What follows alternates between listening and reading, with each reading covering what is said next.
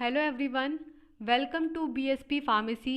आई am Nikita Gupta और आज हम बी फार्मा सेकेंड सेमेस्टर के subject human anatomy and physiology के unit first topic nervous system पे एक स्मॉल सा क्विज लेंगे सो दैट हम नर्वस सिस्टम की बेसिक कंसेप्ट्स को यहाँ क्लियरली अंडरस्टैंड कर सकें। So let's start to our quiz. First question is, which of the following is associated with the evolution of the central nervous system? Means कि इस question में हमें बताना है कि सेंट्रल नर्वस सिस्टम या हमारा जो CNS होता है उसके इवोल्यूशन के साथ इन चार ऑप्शंस में से क्या एसोसिएट है। तो हमारे चार ऑप्शंस हैं, first a complete gut, second a bilateral symmetry, third radial symmetry system, and fourth is a closed circulatory system. So the correct option is bilateral symmetry. तो क्या होती है bilateral symmetry? Bilateral symmetry का means है कि जब किसी animal को बीच में से कट किया जाएगा तो उसका राइट हैंड साइड पार्ट और उसका लेफ्ट हैंड साइड पार्ट जो हैं वो दोनों एक दूसरे के मिरर इमेजेस हों। फॉर एन एग्जाम्पल आपके हैंड्स, तो अगर आप अपने हाथों को देखेंगे तो वो जो हैं एक दूसरे के मिरर इमेजेस हैं। तो ये किसको बताता है? बायलेटरल सिमेट्री को बताता है। और साथ में बायलेटरल सिमेट्री का मीन्स होता है कि वो एनिमल्स जिनके प्रीवियस में क्या थे, हेड एंड टेल थे। एज यू नो कि ह्यूमंस में भी पहले टेल हुआ करती थी। तो ये किसके एग्जाम्पल हैं? बायलेटरल सिमेट्री का एग्जाम्पल हैं, यानी जिनमें एंटीरियर और पोस्टीरियर पार्ट होता है और जिनमें बैक एंड बेली होती है, दैट मीन्स वेंट्रल एक्सिस और डॉर्सल एक्सिस होता है, उनको बायलेटरल सिमेट्री के अंदर कंसिडर किया जाता है। और ये बायलेटरल सिमेट्री CNS यानी सेंट्रल नर्वस सिस्टम की इवोल्यूशन का सिंबल है। So the correct option is bilateral symmetry. Then next second question is, which of the following is a neuropeptide that function as natural analgesia. Means कि इनमें से कौन सा neuropeptide है जो कि नेचुरल एनाल्जेसिया की तरह फंक्शन करता है। नेचुरल एनाल्जेसिया का मीन्स है एनाल्जेसिक्स वो एजेंट होते हैं जो कि पेन से रिलीफ देते हैं या पेन को मैनेजमेंट करने के यूज आते हैं। So the four options are, first A is acetylcholine, second is epinephrine, C is endorphin and D is serotonin. So the correct option is C, endorphin. So endorphins क्या होते हैं? Endorphins जो हैं वो न्यूरोपेप्टाइड्स होते हैं जो कि पेन मैनेजमेंट के लिए या हम कह सकते हैं एनाल्जेसिक इफेक्ट शो करने के लिए होते हैं। जो एनाल्जेसिक इफेक्ट शो करते हैं जैसे कि मॉर्फिन करता है, और ये बहुत सारी नेचुरल प्रोसेसेस में पार्टिसिपेट करते हैं जैसे कि फीडिंग, ड्रिंकिंग और मैटरनल बिहेवियर एक्सेट्रा। तो हमसे पूछा गया था कि उस न्यूरोपेप्टाइड के बारे में बताइए जो कि एनाल्जेसिक इफेक्ट शो करेगा। So correct answer is endorphin. Then the third question is, which of the following is an amino acid that operates at inhibitory synapsis in the brain. तो कौन सा अमीनो एसिड है जो कि brain में inhibitory synapses को operate करता है। So our four options are, first A acetylcholine, B epinephrine, C endorphin and D is GABA, that is known as GABA aminobutyric acid. So the correct option is GABA or we can say gamma aminobutyric acid, जो कि क्या है, एक non peptide amino acid है। ये जो होता है ग्लूटामिक एसिड के डीकार्बोक्सिलेशन प्रोसेस से फॉर्म होता है और ये एक प्रिंसिपल इनहिबिटरी न्यूरोट्रांसमीटर होता है। मींस कि ये एक ऐसा न्यूरोट्रांसमीटर है जो कि इनहिबिटरी एक्शन शो करता है सिनेप्सिस के अंदर। So the correct option is GABA, which is an amino acid and that operates inhibitory synapse in the brain. Then next question is, wakefulness यानी कि सो के जो हम उठते हैं उसको बोलते हैं वेकफुलनेस। तो this wakefulness is regulated by the reticular formation and which is present in the, means की जो वेकफुलनेस है वो रेटिकुलर फॉर्मेशन के थ्रू रेगुलेट होती है और अब हमें ये बताना है कि ये ब्रेन के किस पार्ट में प्रेजेंट होती हैं। So our option is A basic nuclei, B cerebral cortex, C brain stem and D limbic system. So the correct option is D limbic system. That means कि जो लिम्बिक सिस्टम होता है उसमें reticular formation होता है और इस formation की वजह से वेकफुलनेस रेगुलेट होती है।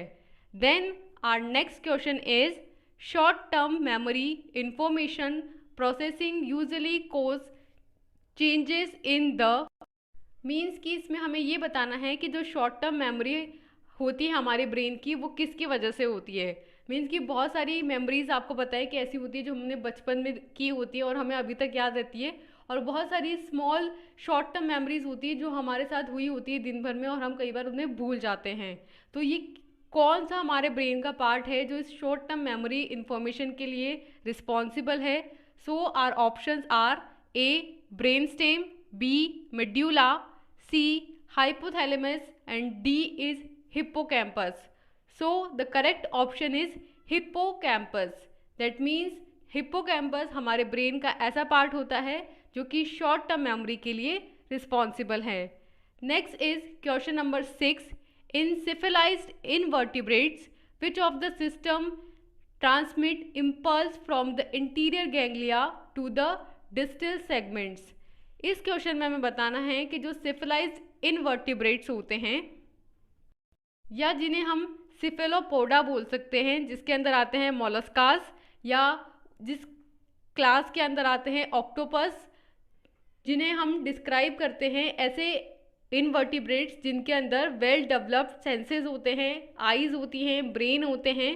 तो इन इनवर्टिब्रेट्स के अंदर कौन सा सिस्टम है जो कि एंटीरियर गैंग्लिया से डिस्टल सेगमेंट के अंदर इम्पल्स को ट्रांसमिट करता है। तो इसके 4 ऑप्शंस हैं। ए सेंट्रल नर्वस सिस्टम और CNS, B peripheral nervous system और PNS, C autonomic nervous system और ANS and D parasympathetic nervous system. So the correct answer is peripheral nervous system, यानी ऑप्शन बी। यानी हमारा peripheral nervous system जो होता है वो इनवर्टिब्रेट्स के अंदर सिफिलाइट्स जो होते हैं यानी सिफेलोपोड्स जो होते हैं उनके अंदर एंटीरियर गैंग्लिया से डिस्टल सेगमेंट के अंदर इम्पल्स के ट्रांसमिट होने के लिए रिस्पॉन्सिबल होता है। Then our 7th question is in the vertebrates brain and spinal cord there are several types of glial cells in which system। तो जो वर्टिब्रेट्स होते हैं उनके अंदर ब्रेन और स्पाइनल कोड होती हैं। तो उन ब्रेन और स्पाइनल कोड के अंदर वेरियस काइंड्स ऑफ या several types of glial cells होती हैं। तो ये ग्लियल सेल्स किस सिस्टम में प्रेजेंट होती हैं। So option A is central nervous system और CNS, option B is peripheral nervous system और PNS, C is autonomic nervous system और ANS and D is parasympathetic nervous system और PSN। So the correct option is CNS और central nervous system। Means कि जो CNS होता है उसके अंदर ग्लियल सेल्स प्रेजेंट होती हैं जो कि ब्रेन और स्पाइनल कोड में होती है वर्टिब्रेट्स के अंदर। Then next question is cranial nerves originate in the brain, they belongs to which system. तो आपको पता है कि ब्रेन के अंदर क्रेनियल नर्व्स होती हैं। बेसिकली 12 तरह की नर्व्स होती हैं जो डिफरेंट ऑर्गन्स को कंट्रोल करती हैं, जिनमें से एक होती हैं क्रेनियल नर्व्स। तो आपको ये बताना है कि ब्रेन में ये जो क्रेनियल नर्व्स होती हैं ये किस सिस्टम से बिलोंग करती हैं।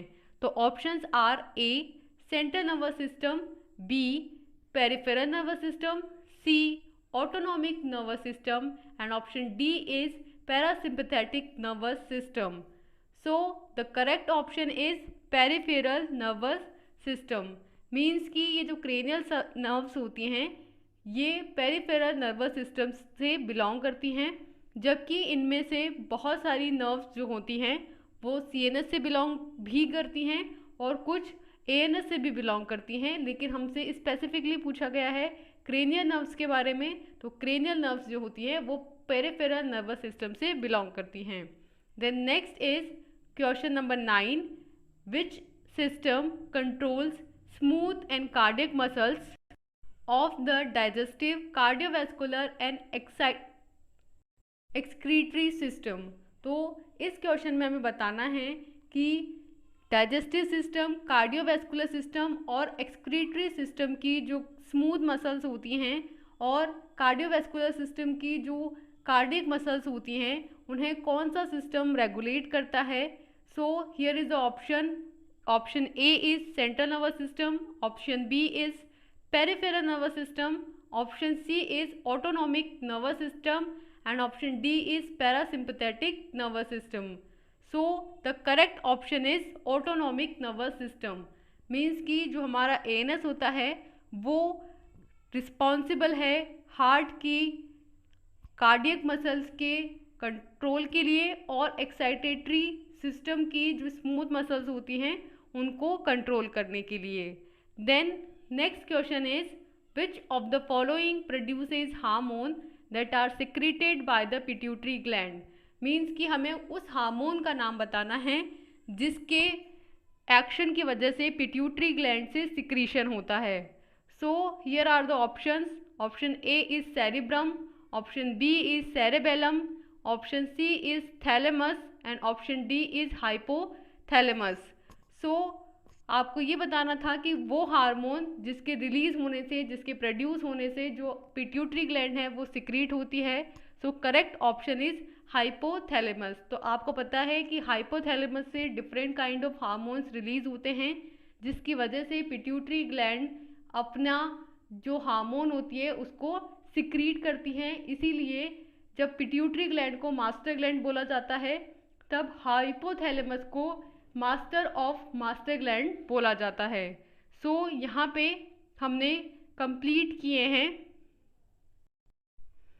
हमारे 10 questions that belongs to nervous system. I hope so कि आपके सारे डाउट्स यहाँ पे क्लियर हो गए होंगे। So for now thank you and all the best.